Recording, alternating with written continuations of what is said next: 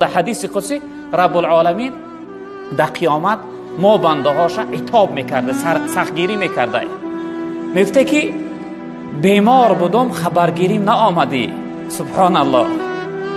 بنده میگفته ای پروردگار تو رب العالمین هستی، من خیلی تر خبرگیری می آمدم. پروردگار میگفته فهمیدی که فلانی بندم بیمار است خبرگیریش نرفتی. اگر خبرگیریش میرفتی من در نزد او بودم. گرسنه بودم طعامم ندادی. ای رب العالمین تو رب العالمین هستی، من تو خیلی طعام میدادم. میگفته فلانی بندم گرسنه بود طعامش ندادی. اگر طعامش میدادی لحظه من اجرش ثوابش برات میدادم. تشنه بودم آبم ندادی. ای رب العالمین تو رب العالمین هستی، من خیلی تر آب میدادم. میگفته میدانستی فلان بندم تشنه است آبش ندادی. اگر او را آب میدادی این لحظه اجر و پاداش میدادم.